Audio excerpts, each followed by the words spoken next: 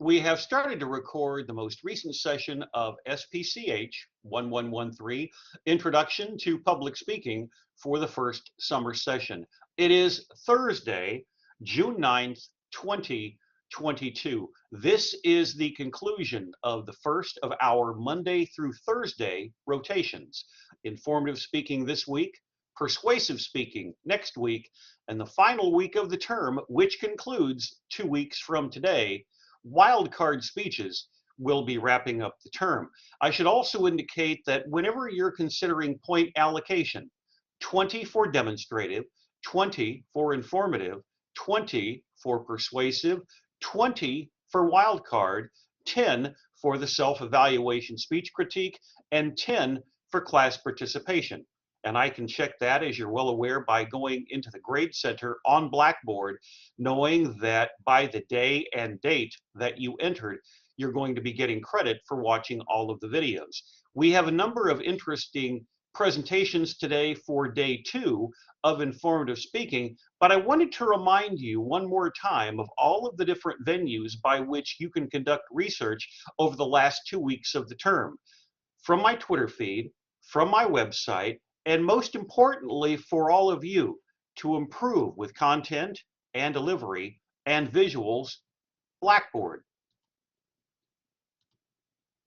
The student preview mode is first. When you go to it next week, when we are examining persuasive speech, research, and topic selection on Monday and Tuesday of next week, this will be updated and read the week of June 13th through the 16th, Monday through Thursday. So those of you who are speaking on day 1 this week, Wednesdays and Thursdays for day 2. But the recorded archives of the course are just incredibly important for all of you to view at your leisure, in detail, bits and pieces, and pick up on all of the different elements that I have talked about, which are going to come up right now. In the course syllabus section, all of these items are relevant, but as you continue to prepare for the rest of the term, please always go to the informal checklist, which is going to examine all of these different areas: 7 for content, 7 for delivery, 7 for visuals. So is your organization logical, introduction relevant, main supporting points apparent, topic research detailed, fairness inclusive, topic analysis thoughtful, conclusion concise? This is why whenever we're watching the videos in class, you don't want to end the recording session immediately after you say thank you. Pause for a couple of seconds and then officially end the recording. Whenever you're looking at your extemporaneous quality, are you making an effort to be continuous? Is your conversational style expressive? Eye contact as much as you can on Loom or on YouTube full. Articulation, enunciation clear. If you find any challenging terms or names on your slides, then you can refer to it, but not necessarily dive into something that is really challenging, because that may hurt your credibility as a speaker. Are your nonverbal cues poised? Do you come across as an authentic speaker when it comes to your persona? All of those elements are vital to your success. And then most importantly, when it comes to your visuals and the design consistency being uniform with the font size for the headlines or the bullet points, however you're phrasing your material directly underneath with the graphics, the font size, the color, the shading, is it readable? Did you run it through spell check? The spelling, grammar, syntax, is it accurate? The text image balance, comparable? Is your interactivity recurrent if you're incorporating a website or a video clip? Is your storytelling ability with the slides, because to a great degree all of you in this class are storytellers, is it dynamic? And is your aesthetic appeal creative?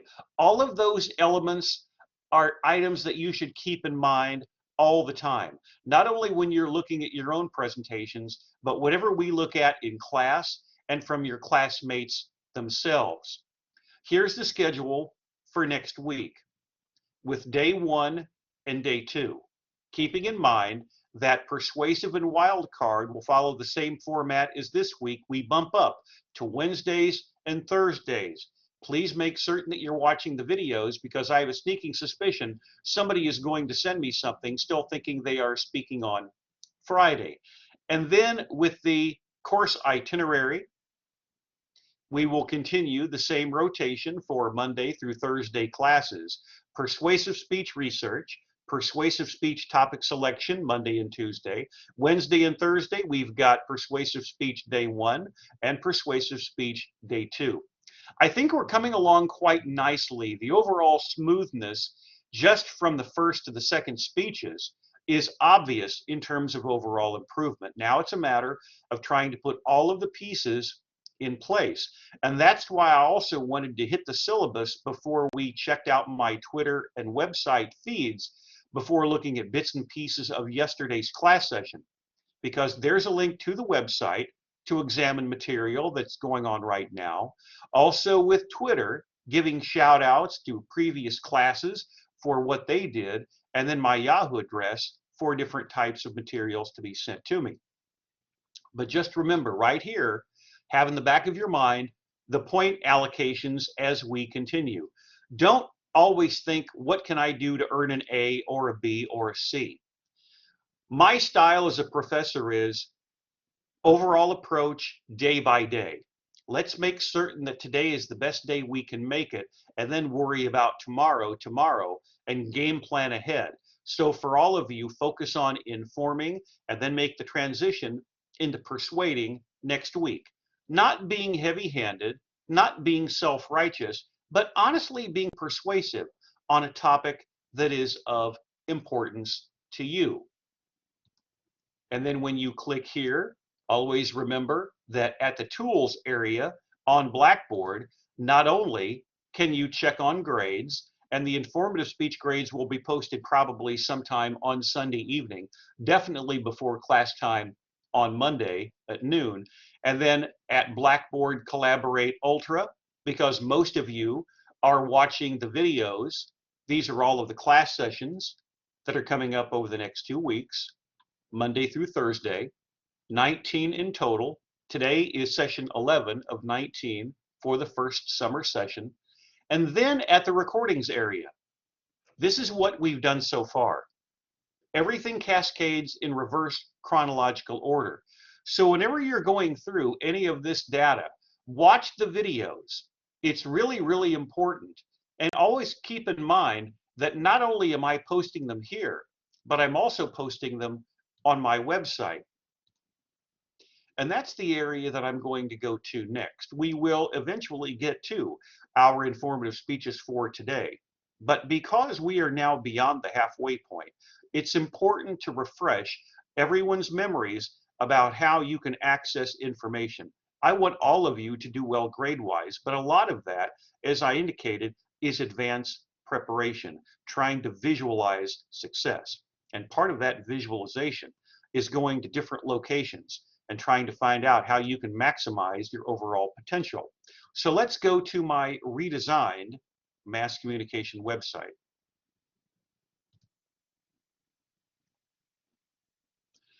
This is a link that you can find on page 4 of the syllabus. From this location, which I have been experimenting with this summer, tweaking, you scroll all the way down,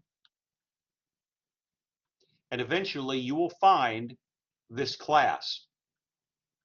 And it's really important that you know all of the different materials and locations for public speaking research and delivery.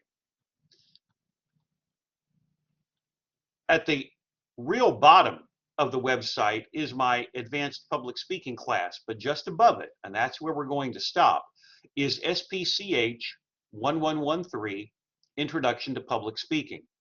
From this location, within this window, you can access any of these documents. You can download them, you can save them, or you can access them here for reference at your leisure, 24 hours a day. And eventually, some of the looms that you are providing are going to be in each of these areas for the presentations that we're working on over these 5 weeks. This is what I wanted to show you. Every class session that we have done for the first week, which was Tuesday, Wednesday, Thursday, for the second week, Tuesday, Wednesday, Thursday, Friday, and this week, Monday, Tuesday, Wednesday. Everything is available for you to look at, including my real-time critiques, looking at them for the first time intentionally with spontaneous reactions of all of your speeches. And most importantly, I think for all of you, the video playback, looking at how you come across as a speaker in the webcam. How are all of those graphics coming across as a storyteller yourself? It really is helpful. So watch all of these videos and learn not only from my evaluations of your work in real time each week, but I think it's so invaluable to examine your classmates and not only what I say about them, but how they put their materials together. And if any of you are so inclined, I realize, as I told you the first day of class, many of you are TikTok or Snapchat or Instagram folk. But I always put friendly reminders on my social media, and that's where I'll go next. This is my Twitter feed. And from this location, under the hashtag of SPCH 1113, you're going to find, then click on latest, every tweet sent during the first summer session for this class is available for you to look at. Informative speech day 1, informative speech topic selection, website screenshot. That's what I look like the first day of class. Blackboard screenshot with special effects. This is going to be refreshed and sent out later today with the first 11 class board sessions on Ultra. Demonstrative speech brought to you by Ralph Lauren Fragrances, obviously. The sponsorships are always in our social media feeds. But whatever we've done during the semester, even something as mundane as the advertisement, I want to leave nothing to chance in terms of all of you having access to information that will help you prepare properly for this course.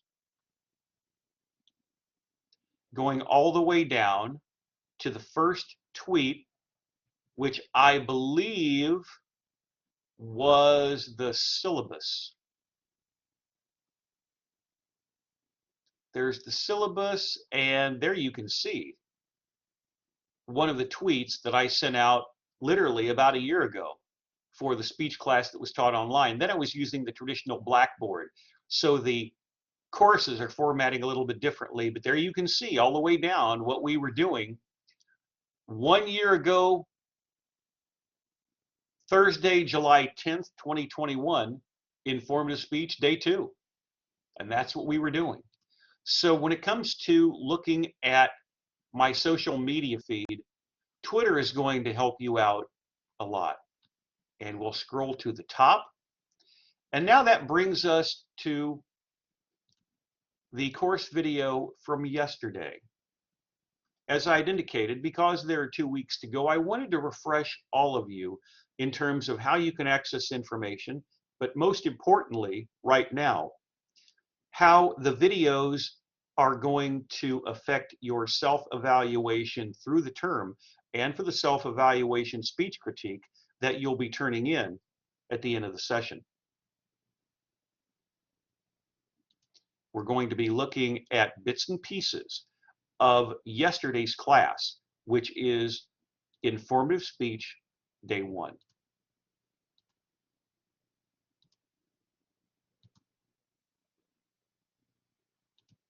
I have a lot of tabs open, so I have to be very careful in how I access the data. I don't want to accidentally take something out of the rotation.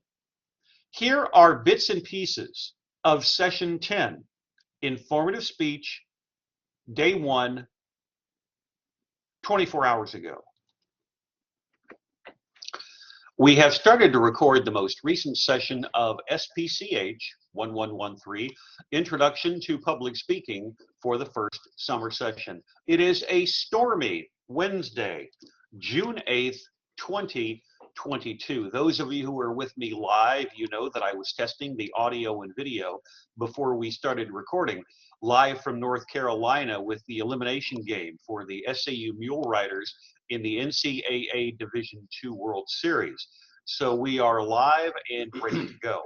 We're going to be starting day 1 for informative speeches today.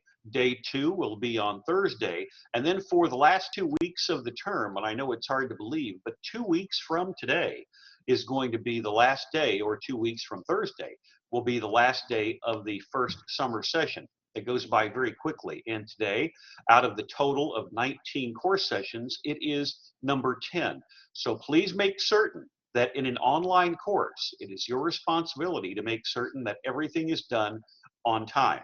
No excuses. There will be some occasions where there are challenges with interactivity or sending something to the wrong email address, but please make sure that you are watching all of these course videos. We go into great detail at length over and over again about what's required of you and certain types of projects that you can look at for research and performance purposes. Or I should say, in the Arklatex with rock, Magnolia is primarily country. The radio stations in this part of the country, when we listen to country, there does seem to be somewhat of a soft rock influence. And not only are we looking at radio stations, but we're looking at streaming services, we're looking at iHeartRadio, we are looking at Spotify. Sex, have protected sex, they want kids. But birth control can also be for your menstrual cycle. Like if your menstrual cycle is irregular or too heavy, you could get on birth control to lighten it up or just change it. So here are some birth control methods. There's birth control pills, IUD, birth control shot. Again, notice that her face in relation to the webcam is relatively consistent. In this case, an injection of a hormone progestin, and it lasts for 3 months. Continuing on through this particular graphic with the birth control shot. I've been firsthand with a person that has psychotic depression, and it's another one, but yeah, when a person is experiencing this, it's so mentally draining and physically draining. She's got design consistency all the way through with the color, the font style, the font color. She's got the same font size for all of her headlines, same font size for all of the text. And most of the time when you are flush left with these sizes of fonts, either here, upper right, or here for the bottom right, or learning about ADHD, because a lot of people don't necessarily understand it. And I've had a number of presentations over the years where we're looking at ADHD from either the standpoint of a student like Elizabeth who has it, or from someone who has a brother or sister who has it, or from the standpoint of a non-traditional student, a parent who is dealing with a student or a child who is in that particular position. Now let's go ahead and pause it right there. So that's what Scott looks like with the audio muted. And as I'd indicated, I do this a lot with the video playback, and you should too. It's so interesting when you play yourself on video with the audio down, how do you perceive yourself as a speaker? There's a reason, hint, hint, wink, wink, that you have the self-evaluation speech critique free here. That's okay. Ellie, don't worry about it. It's not a problem whatsoever. But the fact that you are being very open and honest in talking about this, and that was the hand gesture I talked about before, really makes people empathize with you, understand the situation, or at least be aware of it from a perspective with which they may not identify with. From back to front, look at the bottom of the screen. Her speech backwards in slow motion. Checking out her eye contact. The demonstration of the clogging. This is the type of thing, I'll leave it there for the time being because I have to reconfigure my cursor. Now, these are the types of things, depending upon the speech topic, depending upon the subject matter, that all of you should be doing.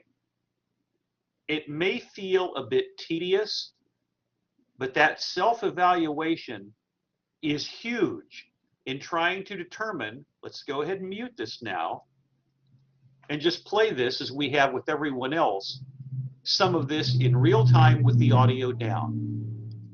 How does the audience perceive you? How do you want the audience to perceive you?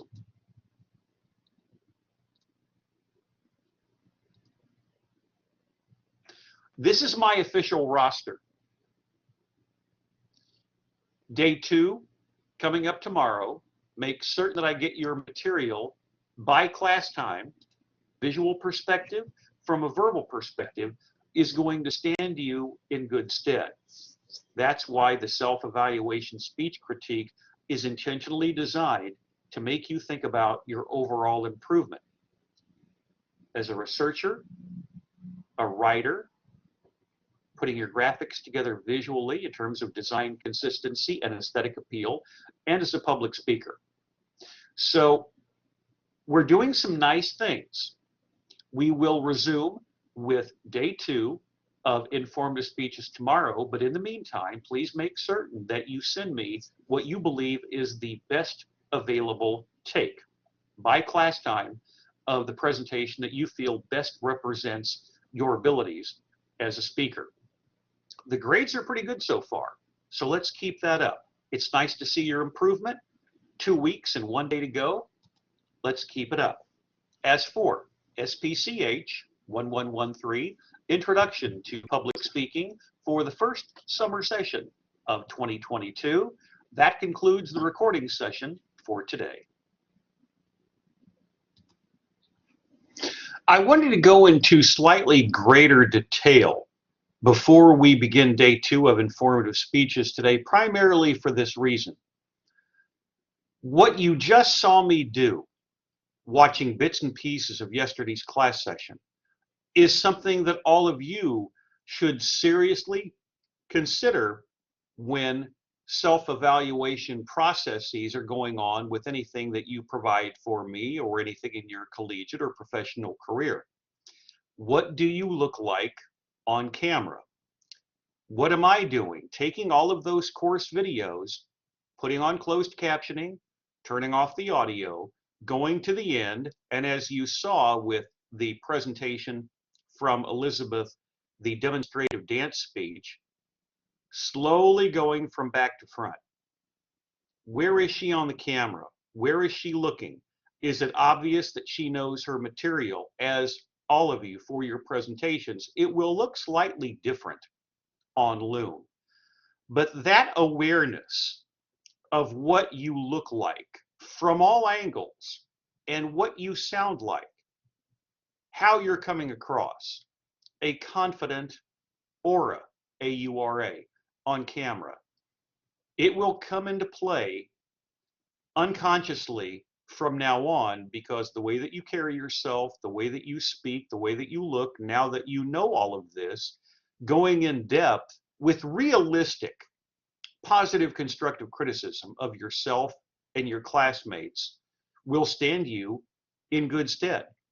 And with that in mind, let's transition into our informative speeches for the day. We're going to begin with asthma.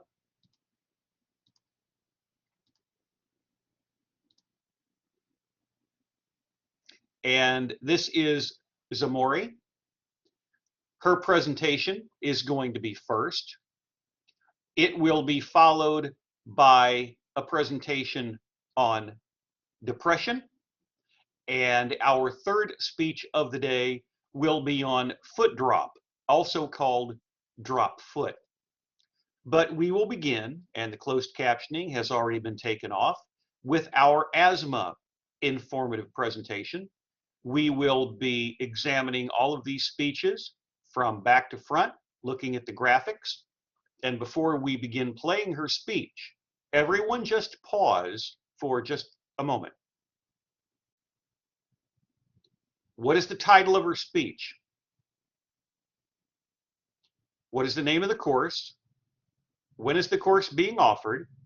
The name of the student. And Zamori, you don't have to put by on there, but if you want to, it's okay. Where is her webcam located? Right-hand side, timer right next to it. So it is going to be useful in terms of she doesn't have to look around on the slide. As time goes on, this is where the comfortability on camera is going to come into play. Now take a look at how she has her face on the webcam. Relatively tight shot. And I was mentioning this to someone who's been with us live here today. You can tell that she's really practiced on where she wants the ring light because she's well lit, she's centered in the camera to a great degree, and there's nothing here that's going to be obscured by the webcam. But she has this in a very ergonomic fashion. Webcam, timer. So she's not going to be darting around with her eyes. And that's something that all of you need to consider, because I did go back, as you're well aware, to the checklist on Blackboard, examining among the 21 elements of content delivery and visuals, the idea of being a storyteller, because that's what you all are if you're doing it properly. Some of you will respond to extemporaneous stimuli differently, text-based for some, visually based for others. And with that in mind, our first informative speech for day 2 on asthma. Here we go. Hi, my name is Zamari Vickers, and I will be doing my informative speech on asthma.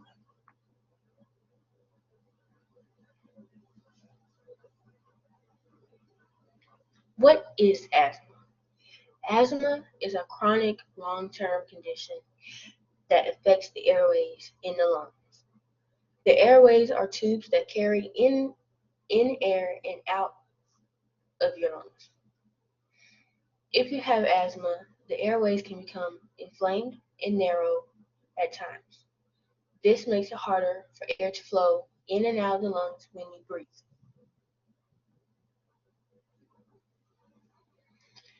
Symptoms of asthma. When a person's airways become inflamed, narrow, and swollen, they produce extra mucus, which makes it hard and difficult to breathe. Asthma can be minor or can interfere with daily activities. In some cases, it may lead to life-threatening attacks, which is not good. Asthma may cause difficulty breathing, chest pain, coughs, and wheezing. Symptoms may sometimes flare up. You will experience shortness of breath, chest tightness or pain, wheezing and exhaling which is a common sign of asthma in children. Trouble sleeping caused by shortness of breath, coughing or wheezing.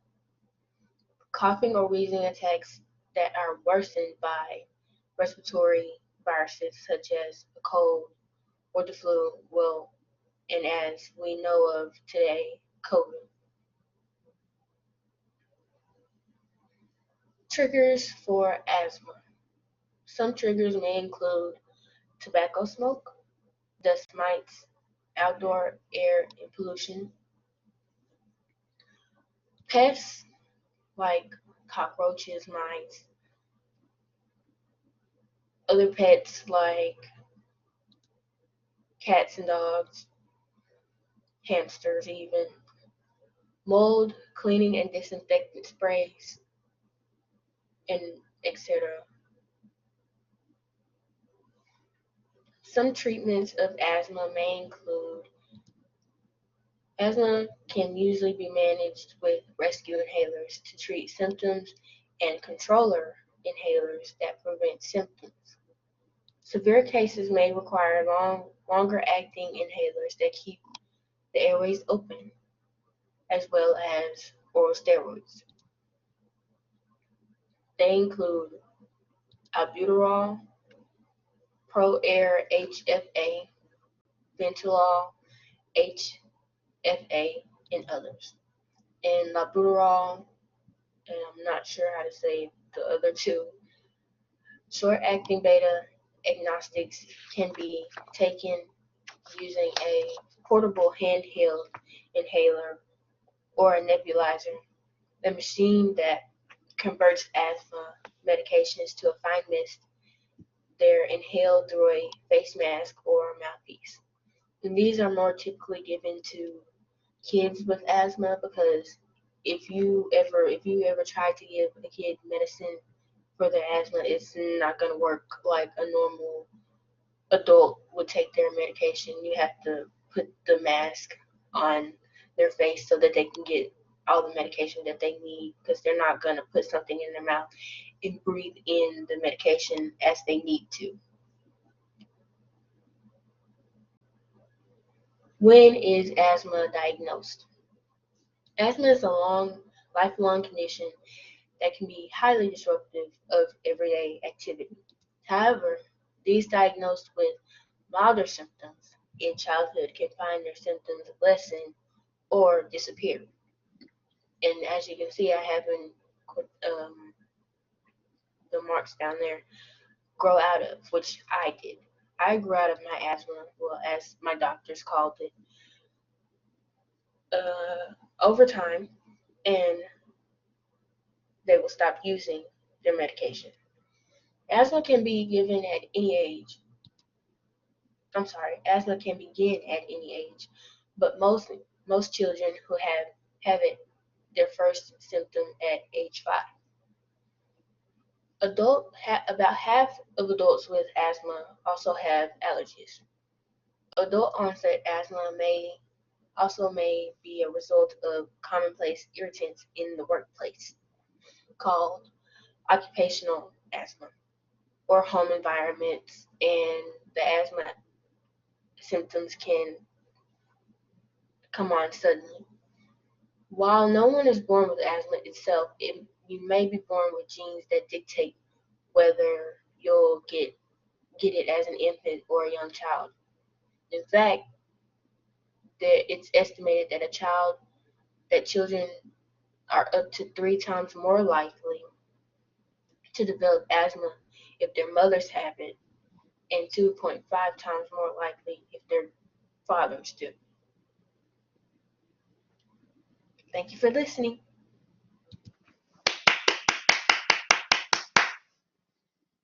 And what you just saw from Zamori is a really nice overall improvement in terms of a confident, authoritative conversational speaker.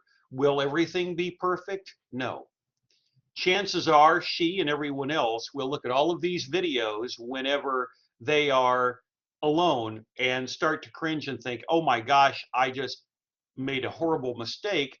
But it might be so slight that she's the only one that picks up on it.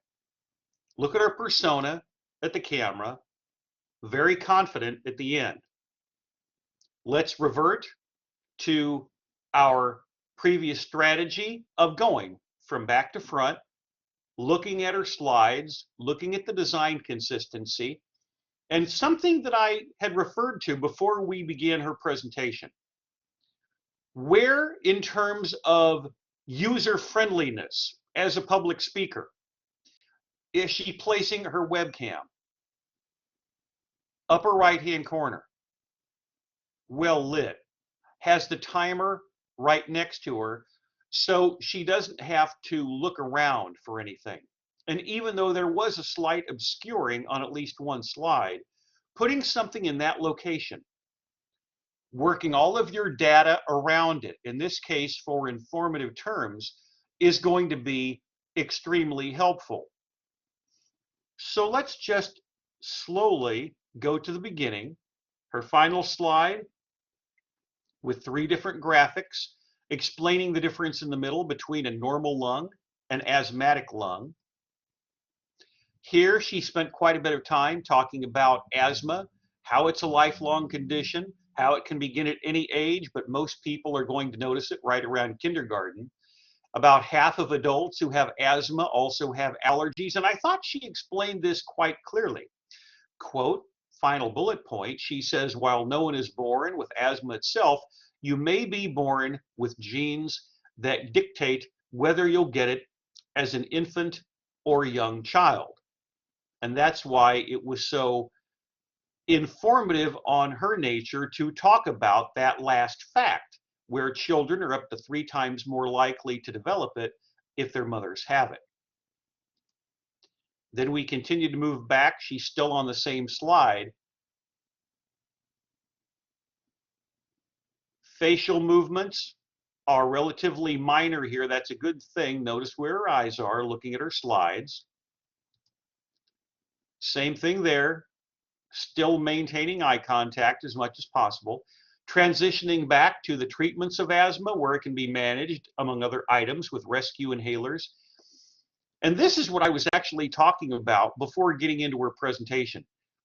If any of you come across terms like Zamori did here, and you don't feel comfortable with the pronunciations, or you think you're going to stumble over them, you can say, on this particular point, are mentioned a number of different types of treatments for asthma. You can see that some of them are HFA based and others. But if you did not know how to pronounce albuterol or levobuterol or Ventolin or any of the others, and I'll take a second take at that, albuterol, that's where if you go online, and I was checking this yesterday because I had some free time in the afternoon, you can go online if you want to pronounce them and take something like this, Xopenex, find some type of area through a Google search which will pronounce the term for you. Xopenex, HFA, Xopenex, Ventolin, HFA, levalbuterol, albuterol, Pro-Air HFA.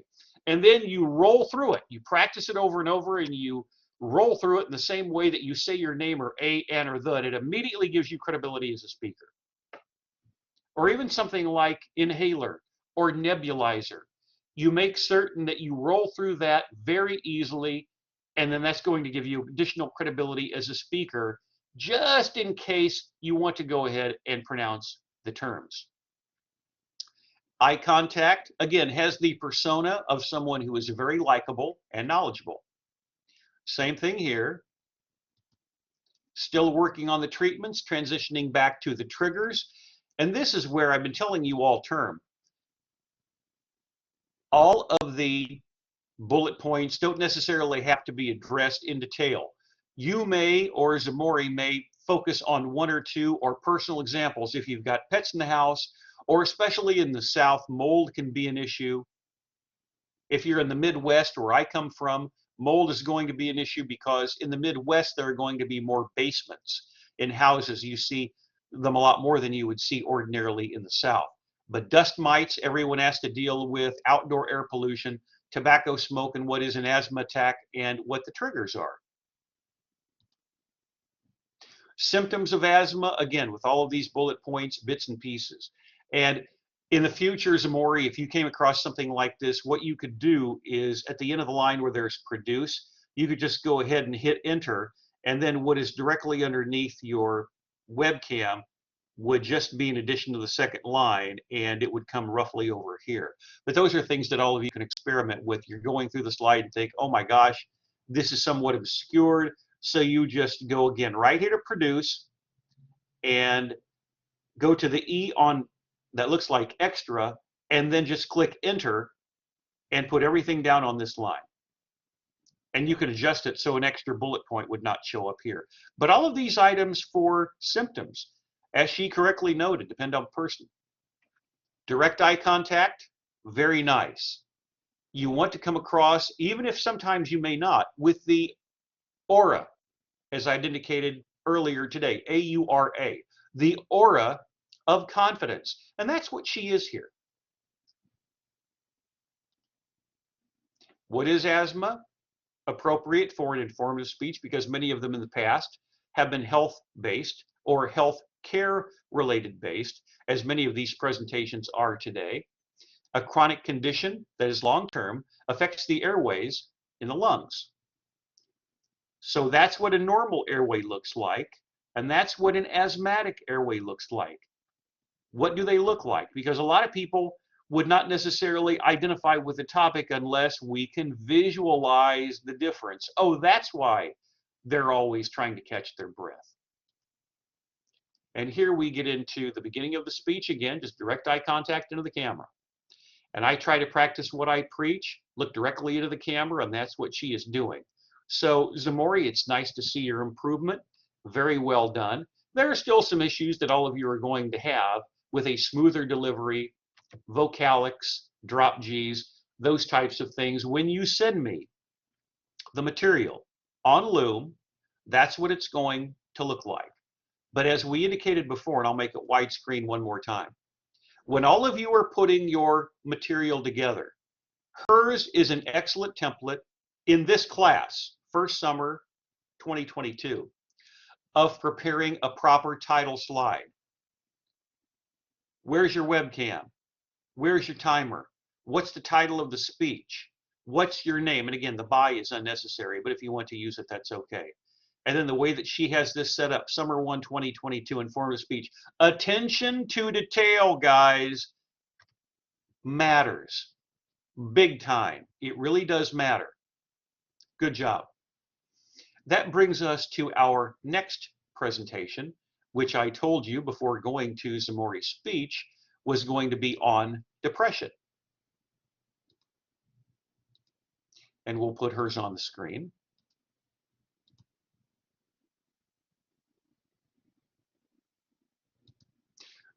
What I will want you to do, Mariah, is from now on, please make certain that in addition to the title, that you give yourself credit and work in, as we saw with our previous speaker, your name, the course, and the term you're taking it onto the title slide. Please make certain that all of you are doing that for your final two presentations. Let's know who you are. So if I put some of these on the website, not all of them, but a representative sampling of all of our speeches during the term, I want people to know who you are. And this is our second speech of the day on depression. As we did yesterday, I'll probably do a quick take with all of our presentations, including one that just came in that we will play at the end of class, going back to the closed captioning and examining whether or not you are all speaking in complete sentences. We won't do it for the first go round, but we'll do a little bit of video playback before we wrap things up for the week. Depression is serious. Here we go.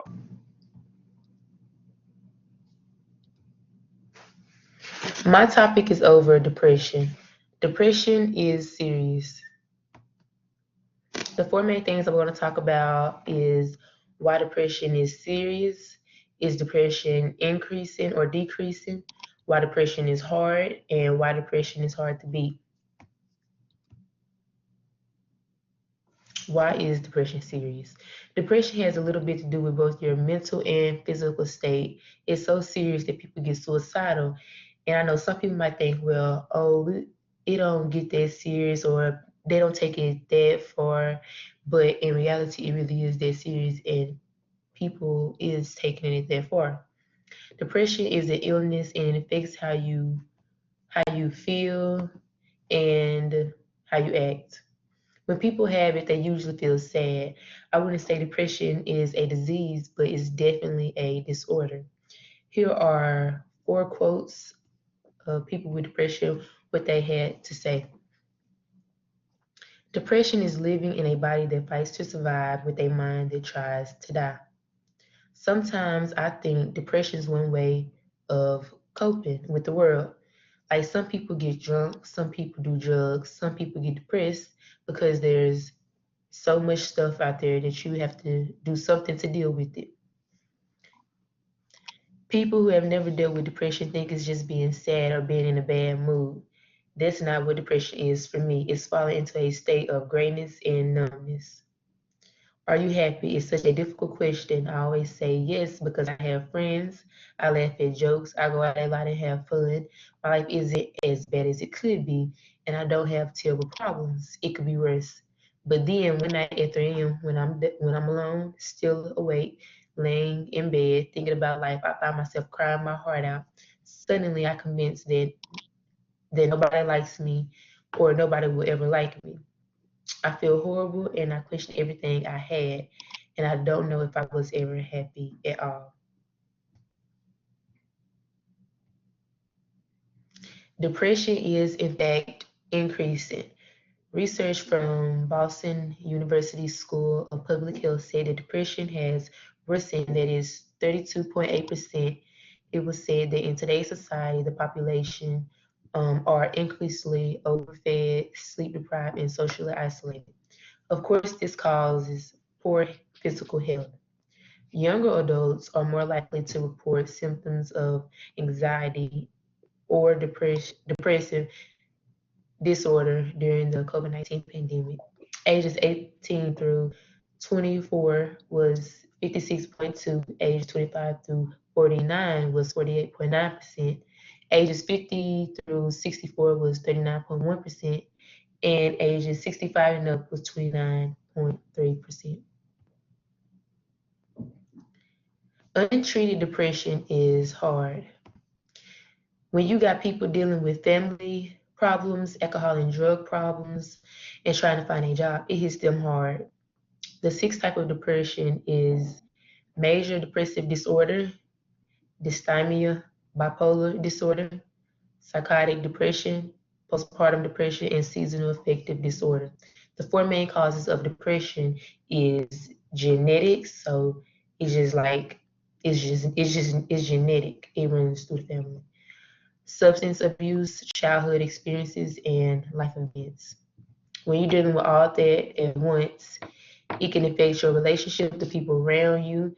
When you have a sad outlook on life and talk negative, and people look at your facial expressions, they might not want to be around you no more.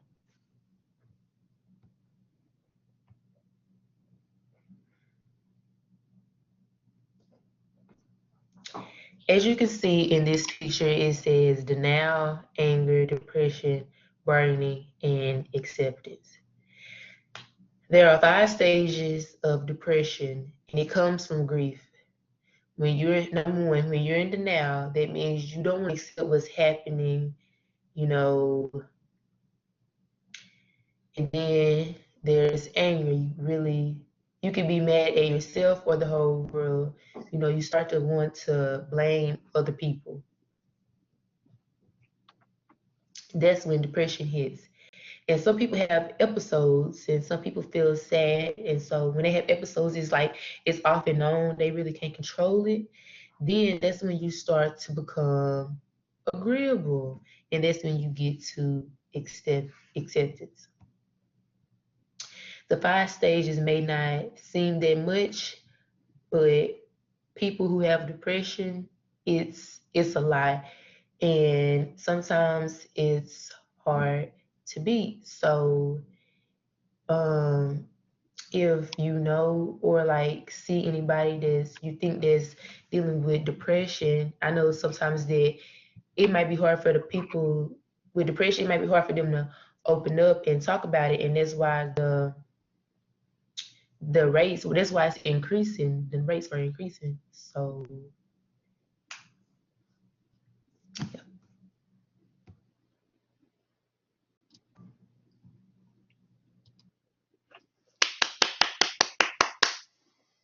Okay, good research on the topic. Let me get to the end of your speech. Let's get to the last 15 seconds or so, because there are some things that I want to address. It might be hard for them to open up and talk about it, and that's why the rates, well, that's why it's increasing. The rates are increasing. So, yeah. You need to make very certain that everyone knows your presentation is coming to an end, because you caught me by surprise. You didn't really say thank you, you just stopped. You want to make certain from a formal presentation that you let everyone know that you're coming to a conclusion, and that you say thank you and pause for a couple of seconds. And I should say, please, Mariah, go back and double check your files to see whether or not you have sent me your demonstrative speech. So let's go ahead and think about the topic. This is a relevant topic to discuss. You had quality research. Be very aware of issues with vocalics and grammar. I heard instances of like and you want to make certain that you get rid of that. But there is one thing that I want you to do from now on. Find a place for your webcam and leave it there. It gets really distracting during a presentation when you move this around. It's not something that I advocate, and I strongly would suggest that people not do it. Find a place where your webcam is not going to be obscuring any text, and leave it there. Don't move it. One of the reasons why it's important to watch these videos is because I will indicate to you, find a place on the template that you know, for instance, this upper right-hand quadrant. Watch my cursor. Down. Hang on just a sec.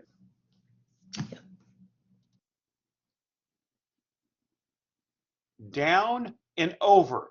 So you know all of the area to the left is going to be available for text, because here I can't see it. But don't move the webcam around in this class. It really takes away from your presentation. Don't do that. And I think it's best not to use entire paragraph structures as well. Use bullet points. It makes it much easier to remain extemporaneous. If you want to do this once in a while, it's okay. But something like this is going to be more challenging for an audience to read during a presentation. Something like bullet points or short sentences are better. I do like the fact that you're putting in the generic grief or depression based text. I also think that for this presentation, you maintain relatively consistent eye contact. You're coming across as conversational, but the issues with grammar, the likes, the uhs, will have to be addressed. That's what I'm talking about. Don't move that around. Back and forth like a bouncing ball. No, no, no, no, no, no. Untreated depression is hard. Same thing here. Stay away from the paragraph structure. Give me bullet points and maybe some kind of a graphic on the screen, but it depends upon what you're talking about. So for instance, if you wanted to say untreated depression is hard, something like that could be in boldface. It could be set as a headline with all of these items listed as bullet points rather than in paragraph structure. Something like this, I believe, is more appropriate. Again, webcam in a different place. Depression is increasing. I like this with a graphic on the left, graphic on the right, statistic with 32.8%. Also, consistency of spelling. University, the U should be capitalized. School, capitalized. Public, capitalized. Double check any of these sources online. Boston University School of Public Health. Do a Google search. Check to see what the spelling looks like and mimic that in the slide. But if it's a university, the university would never, if it's an official name of a university, it would always be capitalized. Excellent research, but go back and edit the copy, one more time. I like the eye contact, the knowledgeability that you provide. A couple of items on which can be edited one more time. Same thing here. Good use of the webcam because we can see your eye contact, but it's obscuring 3 of the 4 lines of why is depression serious. Excellent quote on the left and in the middle and on the right, and using this. All of it helps, but always keep in mind, as I had indicated, with Zamori's speech, if you're going to have your webcam there during the speech, then you take this text and make it where it goes no further than the D or the N in and just squeeze it over to the left-hand side, make it into a smaller font size, and you'll be fine. So these are all issues that are correctable, but the webcam is the biggest. Don't move it around like a bouncing ball. Excellent eye contact again. And moving it around, I think you moved it around during the point. And there we've got your webcam directly over the question mark. So that's why the practicing all of this in advance is going to help. And of course, your title slide before we get into the slideshow itself. So there are many things done here that are positive. Anything that I say in terms of constructive criticism should be taken that way. All of this within a short time span can be easily edited for your convenience. If you want your webcam here, then leave it in that location and work all of the text around. It'll make the final 2 speeches that much more usable in terms of the readability, especially. If I decided to take your material and put it on the website, those are some of the things that would want to be edited before we actually got to your persuasive speech next week, or the wild card, the last day of class. So that brings us to well-researched speeches so far. That brings us to a third presentation. And I've heard this pronounced both ways, or the terminology both ways. Foot drop or drop foot. Same thing that I mentioned with our last speaker. You'll want to make certain that you put your name on the slide. Something like that is extremely important because people in the class don't necessarily know who you are yet, and we have to search back to the email. So please make certain that we know who you are and we don't have to guess. Here is our third presentation of the day on foot drop. Here we go. Hi, today my informational video will be about foot drop, something that I firsthand had experience with whenever I was in 8th grade. I had drop foot with my right foot.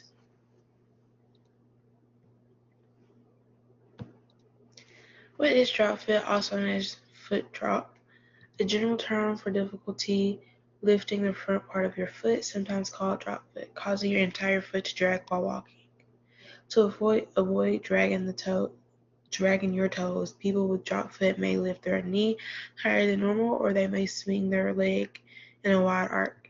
When I had drop foot, I usually did a stomping motion. I really didn't know at the time exactly what it was.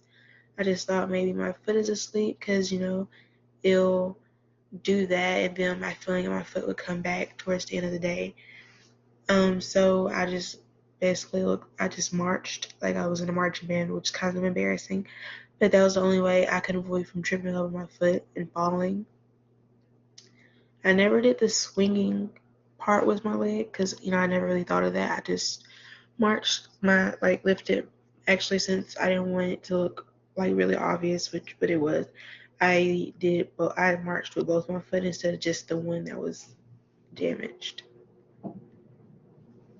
What causes foot drop? Nerve injury, brain or spinal discord, or muscle discord.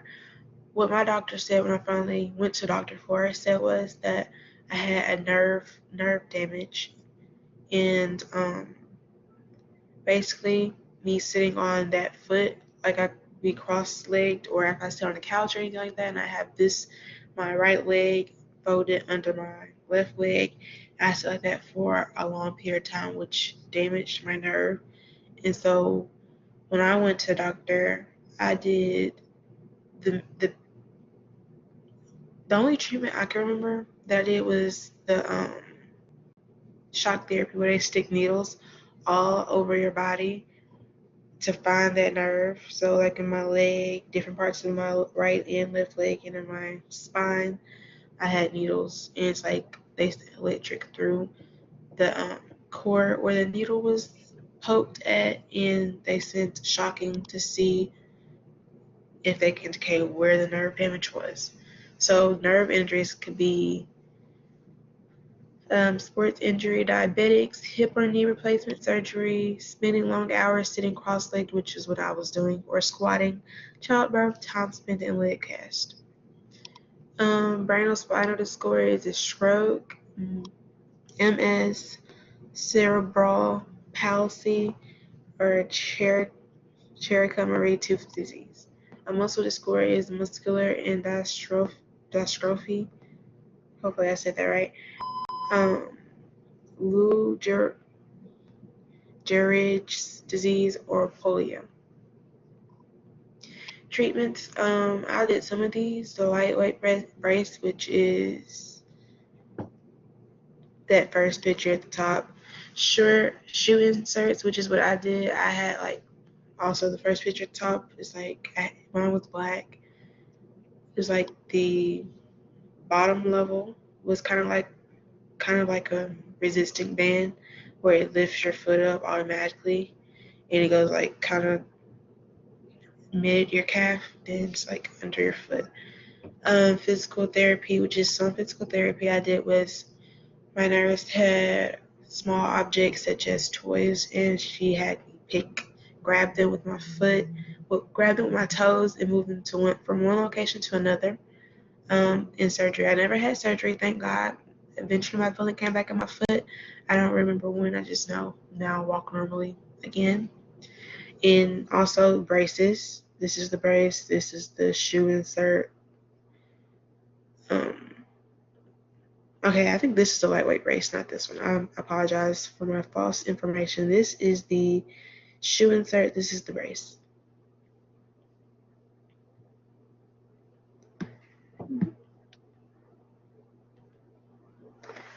Foot drop is not always permanent. As you can see now, I can walk normal.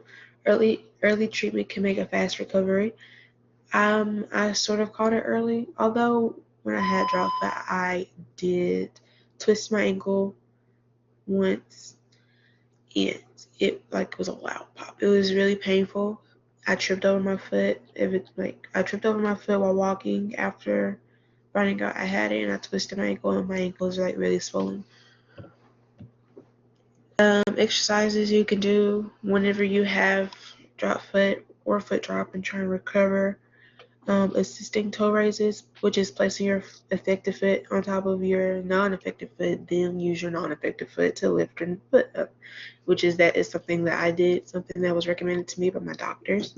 Heel raises, or I guess toe raises, like with both foot planted, then you try, even though you have absolutely no movement in that foot, but you can try. It is really kind of frustrating trying to do some of these exercises because you just have absolutely no feeling in your foot. You can't do anything to it. It's like really flat. Like if you wouldn't even really have an arch. If you had an arch before, you wouldn't have an arch. It'd just be like flat, like dangling like that.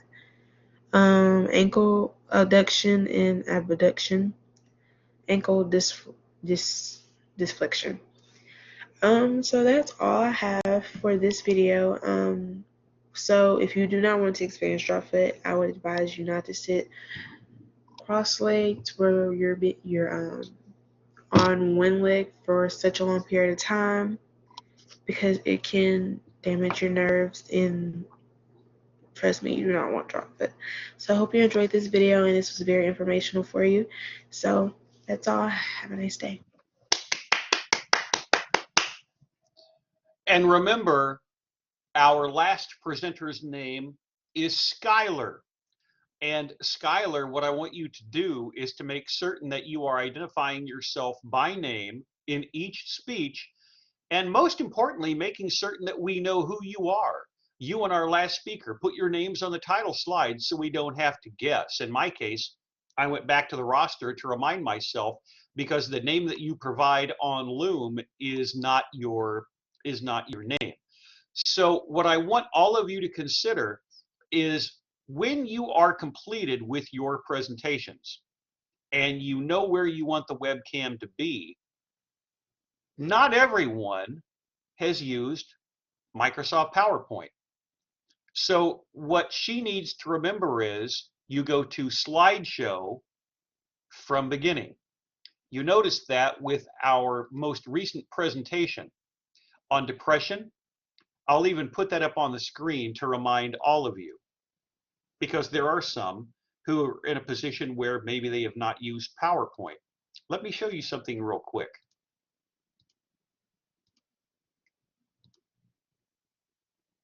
This is what our last presentation looked like on Loom. I'll mute the audio, hit play, watch what happens when she starts to record on Loom. She'll go into, and this is for Skylar, slideshow from beginning, and it'll go full screen. Now again, the audio is muted.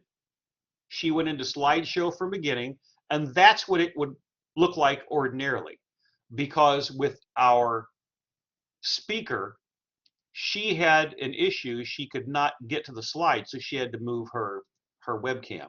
And with that in mind, let's go back to her presentation. We lift off on her final slide.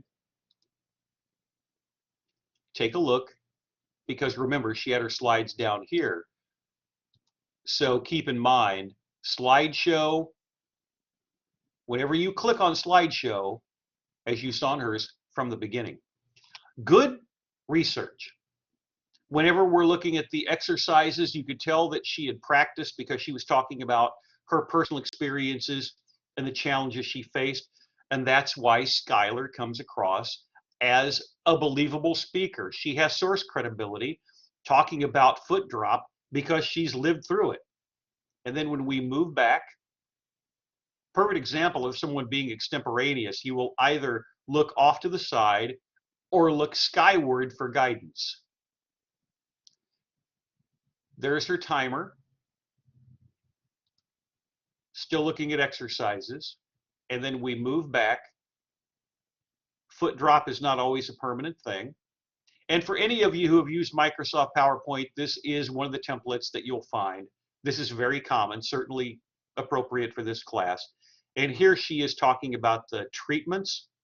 And I believe this is where the transition from treatments to her next slide, she had to move the webcam. And we go from treatments, again, look at her eyes, to what causes foot drop, whether it be nerve injury, brain or spinal disorders, muscle disorders. Again, her personal experience is incredibly useful and informative, which explains her eye contact, her conversational approach, because she's lived through it. What is it? Really an excellent graphic that she provides here, because a lot of people don't necessarily know what causes it. In the same way that we were looking with a previous speech, what's going to cause asthma, with those two visuals that were provided of a normal versus challenges with the airway. Again, obvious that she's thinking about something to say, and then moving on toward her title slide. Skylar, I need the name. I need full screen. I need you to determine a place to leave your webcam right here, which would be perfect in the slideshow. But make sure you go into the slideshow mode. And here we are at 000. Hi, Tim. And there she is looking at the camera with a little bit of audio. So those are our three initial presentations, which leads us to our final informative speech of the day. And keep in mind, guys, whenever I'm giving you constructive criticism, I really am trying to do it in a positive way. This is not easy, giving 4 major presentations in 4 weeks. But when you watch the videos and notice how I'm trying to help you out, the same way that I would in a face-to-face class, Where should I put the webcam? How can I work the text around it? How can I practice in such a way that ideally I'm going to be looking at the camera most of the time? All of those are only going to be perfected by practice. So what I am giving you is advice to help you improve. And please take it that way, because it is always meant in a kind, thoughtful manner. We will wrap up the day on this note. We have Gabriel's speech, and we will go to it in just a moment. And there is his shining visage, hot off the press. After we get done with his speech, we'll go back and look at each of our 4 presenters today with the audio down, with the closed captioning up, to check for each of them 45 seconds to a minute for each, as we did yesterday, for complete sentence structure. Our final speech of the day, which oftentimes, whenever you send it to me in Loom, jumps around exactly like this, which is incredibly annoying, but it is free technology, so we're not going to scoff at it. We will double check to make sure once I click on this that the closed captioning is off, but Gabriel will be our final informative speech for today.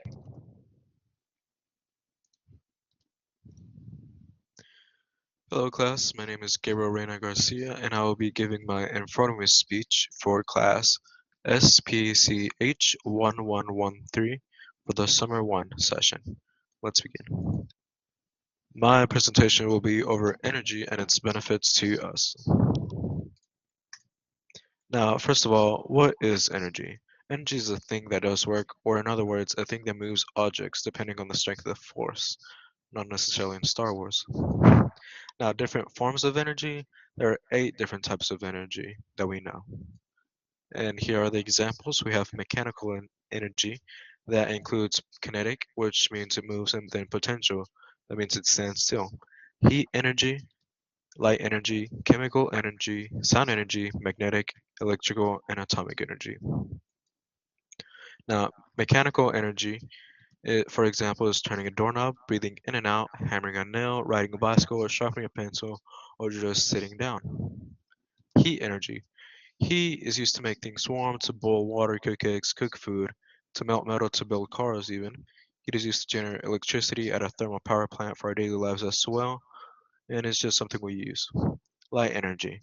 Light energy is, for an example, our light bulbs, the sun, which is a main factor for our existence, which gives us vitamins that we need, makes us feel better, get us healthy. It also found in flashlights. Chemical energy. Chemical energy is one of the pillars of our energy supplies, producing heat, electricity, power to transport the whole world. Burning fossil fuels produces steam to turn turbines and produce electricity even. Electrical energy. Electricity is an essential part of our lives nowadays and is important to the economy. People use electricity for lighting, heating, cooling, you name it. Anything that says electrical is going to use electrical energy, including your phones and even this computer. Sound energy. Sound energy is going to be music, people talking, animals making noise, anything that you hear, even my voice. Magnetic energy. Now, magnetic energy is a little bit tricky, but it includes electric motors, compass, loudspeakers, hard disk drives, generators, MRI scanners, and maglev trains, which are just advanced trains. Now, atomic energy.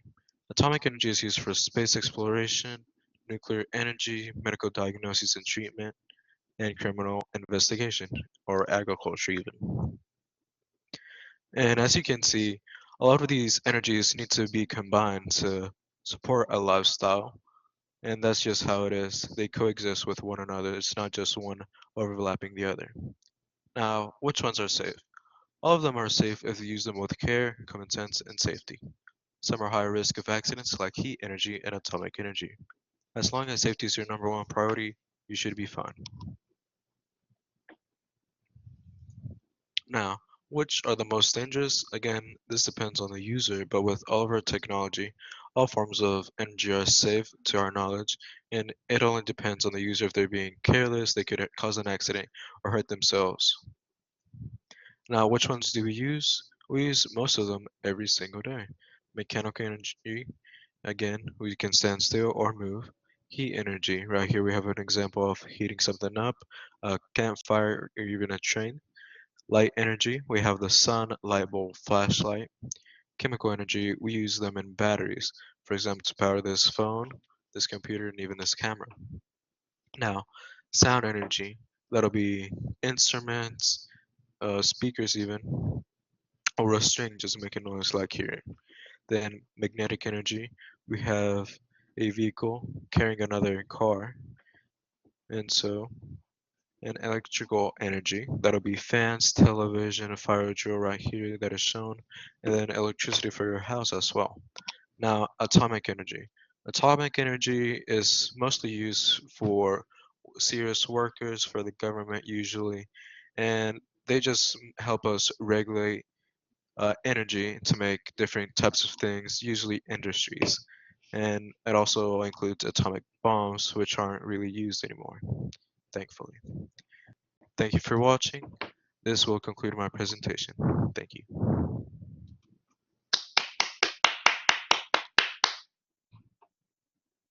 And I think for a lot of us, energy is something that we take for granted until something happens. If you've ever seen the movie Castaway with Tom Hanks, he's gone for a long time. Everybody thinks he's dead. Miraculously, he's able to stay alive and is found. Once he's back in civilization, there is a classic scene. He was working for FedEx. He's back in Memphis. He's in a hotel room after a party. He is sitting on the floor of his hotel room with a great big tray of food in front of him, and he's just taking his light switch and turning it on and off, on and off. So the concept of energy is something that is appropriate for an informative topic. The one thing I think I would do, Gabriel, is take the webcam experiment. And I think experimentation is a big part of anyone's success in a course like this. Whether it comes to webcam, slide construction, don't think of it as a tutorial. Think about playing around with concepts to make it more visually interesting.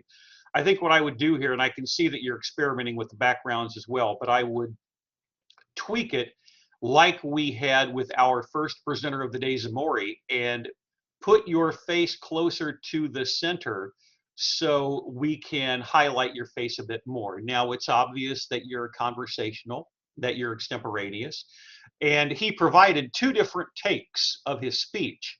And I know that he was consistent throughout in terms of time management. The first one that he provided was 4 minutes and 58 seconds. The second version, which you saw today, is 4 minutes and 50 seconds. Design consistency apparent.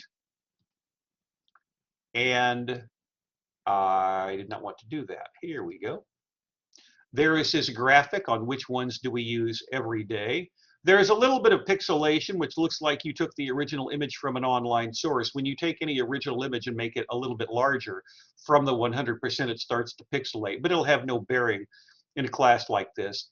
He talks about different types of mechanical energy, heat energy, light energy, chemical energy, sound energy, magnetic energy, electrical energy, and atomic energy.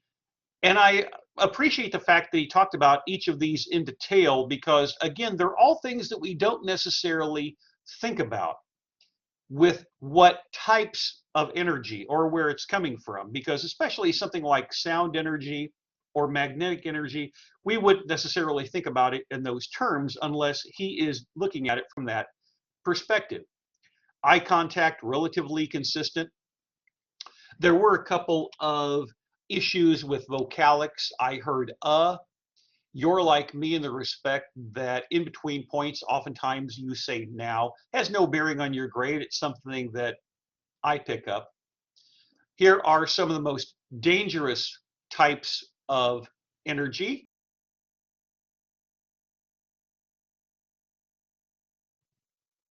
Again, with the design consistency being apparent in this particular slide. Depends on the user or being careless. And then we transition back into bullet points for which ones are safe, using with care and common sense. And I thought something like that is appropriate to inform an audience about. And then with the different types of magnetic energy. Now, here's where I think a couple of the slides that we get closer to the front, Gabriel, probably what I would do is over here with all of this empty space on the right, I would go online and get an image of a maglev train, or get an image of an MRI generator, or go into find some type of hard disk drive or loudspeaker, but something over here to make it more visually interesting. But especially I think a maglev train right here would be appropriate, because we've had those as speech topics in the past. And we go on to chemical energy with fossil fuel. Some type of fossil fuel graphic would be appropriate as well. But the research is very solid. Light energy, natural light with the body producing vitamin D. You'll see a lot of folks on either infomercials or on shopping networks on cable that are letting all of these products be available for sale, talking about how rhythm, sleep patterns can potentially affect us during the day.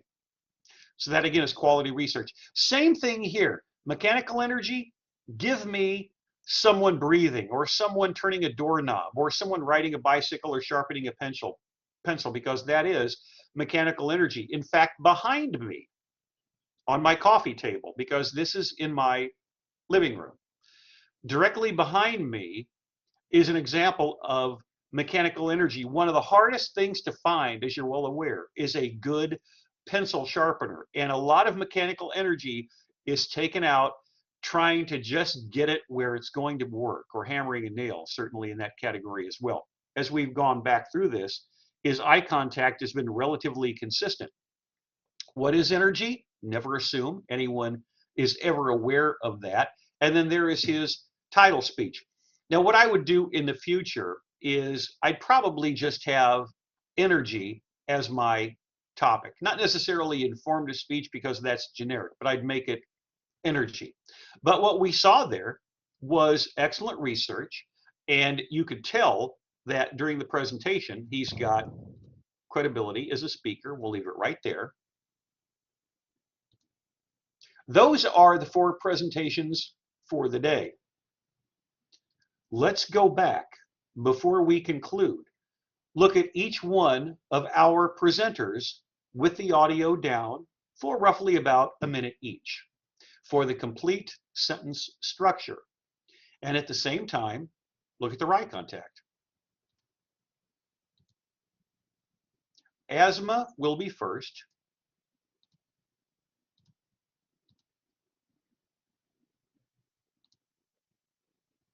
And we'll leave it there for just a moment.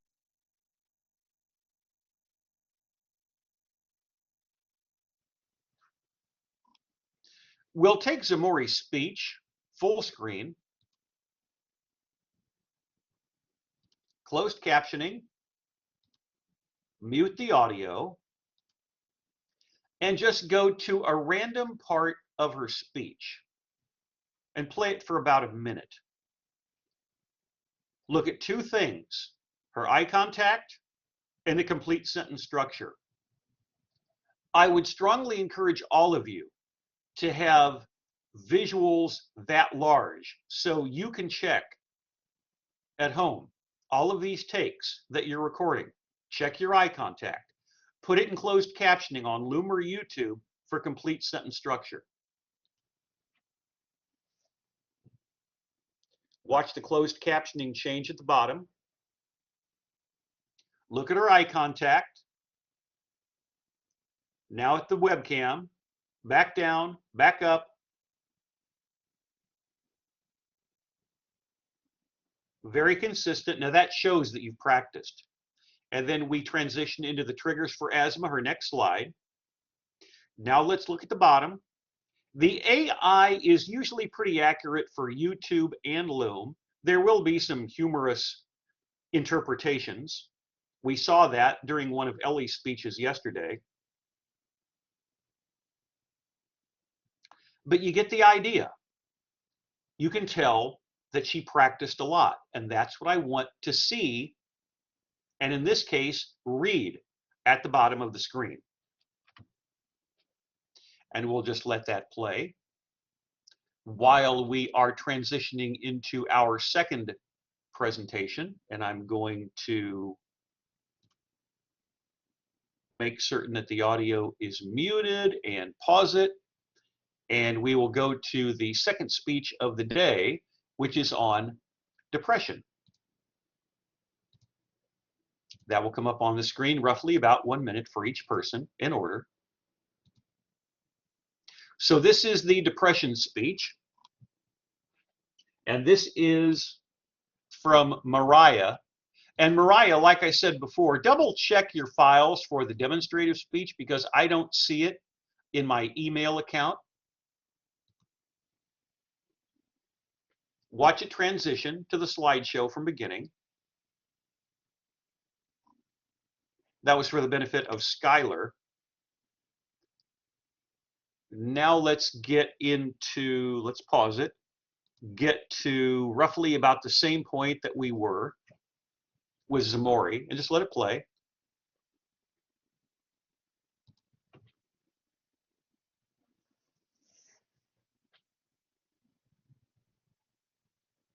You can tell that Mariah has practiced, but again, the webcam location, unless there's an emergency, put it in one location and do not move it around during the speech. It's very distracting. Excellent research. I want to focus on that though. Excellent research. Nice conversational style, but we can always practice, and that includes for everyone, hint, hint, wink, wink, slide construction. If you can find even a generic graphic to accentuate the text, use it. Go to Google Drive or go to Google, find something, and then just place it, download it, save it, place it on the slide, because that can be part of your extemporaneous style, giving you something to assist in filling the time. Now there, let me pause it right there. Something like that works very well if she leaves her webcam there during the speech, right there, and then works the headlines and the text around it. That works quite well. We talked about the spelling. Let's look down here for a few more seconds.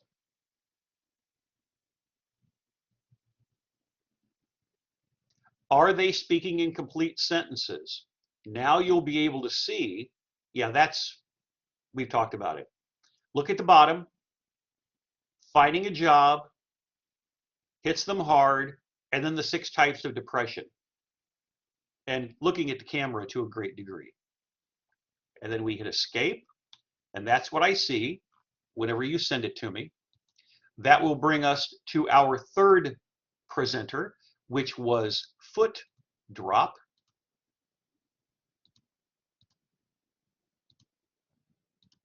All of you guys need to do this. I view them like video highlights for news or sports. It really is important. So here's the foot drop speech. And let's make certain that it's in closed captioning. Mute the audio. Go to roughly the same point we have with everyone else. Make it full screen and play.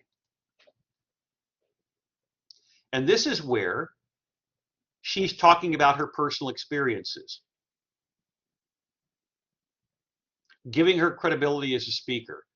A lot of us have heard about foot drop. When I was a kid, they used to call it drop foot, but if you go online, the terms are synonymous. The way that she has it here is how most medical experts refer to it in 2022. In my spine, I had needles. Where was the needle poked? All of this is so instructive, which fits the bill of an informative speech. If you can talk about something like this from a personal rather than clinical perspective, it is enormously effective for your long-term source credibility. So in your case, it really is just a matter of tweaking the slideshow, making sure that you are in it from the beginning.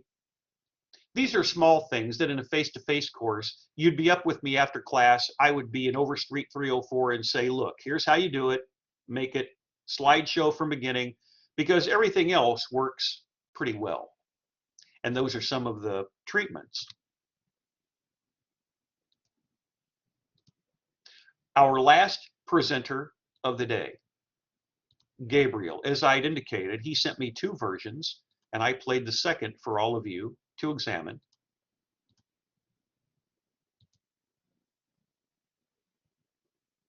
We'll do the same thing. We will make sure it's in mute, go to closed captioning, bring it to roughly, oh, there we go, about the same as everyone else. Go full screen and play.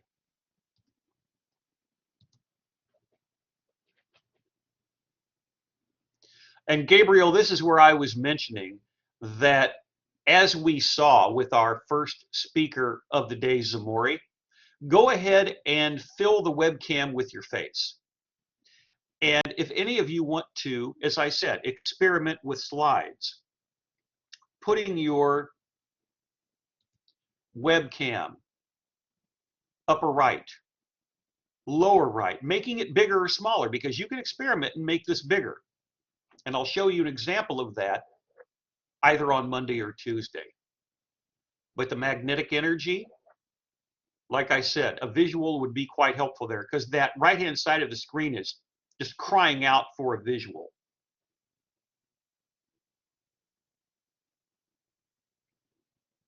I was looking at some of the closed captioning for his first version, the one that you did not see. And he's quite consistent with the complete sentence structure.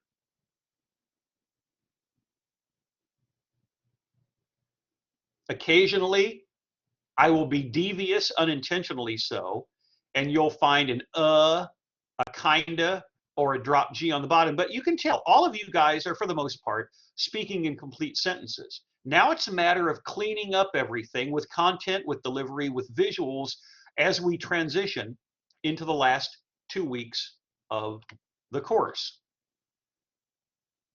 And we will wrap it up for the presentations of the day right there. But a friendly reminder, let's go back to my website for just a moment. Some of you have indicated that you're watching the course videos there. I'm still at the bottom of my website.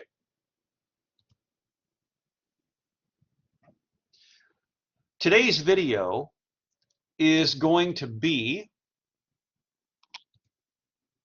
right here. A, B, C, D, E, F, G, H, I, J, video K.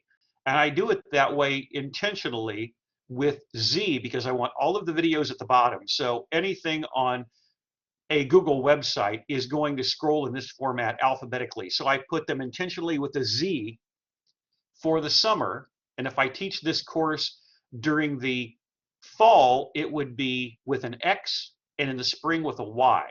So it's X, Y, and Z if I teach these online again. But today's video, K, is going to be right here in case you want to look at it. From bottom to top in this window, you will eventually, in reverse alphabetical order, start to see persuasive speech videos, persuasive speech audios, and persuasive speech outlines, starting right there at animal abuse. All of these topics we will be looking at, and we'll go through the wildcards all the way back down to the video selections, which should be online and on Blackboard relatively quickly. Now I'm going to go to my YouTube channel and remind you that representative examples from many semesters or summer sessions are located there. From this location, scroll to Broadcast and Speech Projects, and we will begin with spring 2020 and the pandemic. From this point, why you should not procrastinate, spring 2020, that's persuasive. First summer of 2020, talk to someone about your problems. Fall of 2020, cartoons, why animation is an important and useful medium. Fall intercession 2020, positive co-parenting. Spring 2021, heartworm prevention for dogs. And the last time I taught this course, first summer 2021, the persuasive speech topic was pursuing celebrity lifestyles. So all of those are also available on my website. Don't take anything for granted when it comes to research.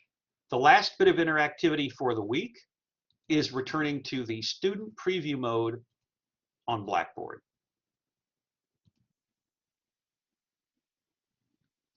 Today's video, session 11, informative speech, day 2, will be listed right here. And if I can get everything on the screen, I will send out a tweet with all of these available to you. So as you're well aware, you are the stars. You are the content creators for this course. And the constructive criticism that I provide is intentionally designed to be positive and also intentionally designed to help you maximize your potential as public speaking researchers, writers, and presenters. So right there, perfectly formatted, Monday through Thursday of next week, the next to last week of the term. Monday, informative speech, day 1. Tuesday, informative speech, day 2, or I should repeat that Monday through Thursday, the 13th, persuasive speech research, the 14th, persuasive speech topic selection, the 15th, persuasive speech, day 1, and 1 week from today, the 16th, persuasive speech, day 2. So it goes by very quickly. We have already now completed 11 of 19 course sessions. Do I see improvement? Absolutely. Is there work to be done? Absolutely.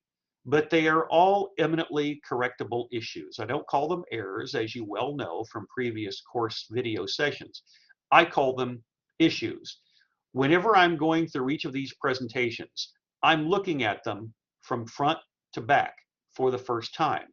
And then when we go from back to front, looking at your content, looking at your delivery, looking at your visuals, what I am giving you is constructive advice to help you earn a high grade. Don't get caught up on the 90, 80, 70. That will take care of itself. Just go station to station, week by week, building block upon building block, and all of a sudden, the video that you submitted for informative, the video that you submitted for this week, the video that you present at the end of the semester, from demonstrating to informing to persuading to wildcard, there will be obvious differences if you pre-plan with your outline structure, with your interactivity, with your graphics, with watching all of these videos that I talk about in class from your classmates, and most importantly, what we don't see, what you don't send, because you'll watch yourself, like I do on occasion, and cringe. It might be minute. It may be something that no one else picks up on. You lose your train of thought. You put your graphic in the wrong place. There's some type of misspelling on a slide, but that's your best delivery, and you don't want to go back and do it again because it won't look or sound exactly the same. I can identify with all of that. So in our final 2 weeks, focus on, first of all, topic selection for the persuasive speech. I have a lot of good ideas that you can examine and possibly work on in your own way coming up on Monday, which is going to be persuasive speech research. The grades will be posted on Blackboard over the weekend. If any of you fall behind, send an email to either my SAU or Yahoo address, Something might fall through the cracks. It might be sent to an incorrect address or something like that, or it may wind up in spam. Perfect example. We've been going now for close to 2 hours, and even if I make a verbal faux pas, you can't rewind the tape in life. I suppose you can, but I don't want to do that. Your opportunity is to take the persuasive speech next week and sound persuasive while not being overbearing or self-righteous. That's the key to me.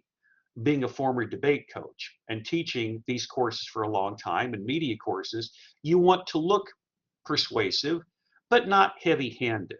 Not it's my way or the highway, or it's a collection of hot takes with no research. I don't think that really is learning. Is it entertaining? Yes. Is it insightful? Not really. And that's the way in my class I want you to come across as a persuasive speaker. And you've heard these terms before: knowledgeable, thoughtful, likable, authoritative, but realizing that there's more than a black and white to every issue. There are multivariate shades of gray, and that's how you approach it. To me, that is the essence of quality persuasive speaking, realizing that someone may disagree with you, but you still respect their viewpoints. In the overheated media era in which we live, that's not necessarily the case, but it also is entertainment. It's professional wrestling. It's not realistic of what takes place in everyday life.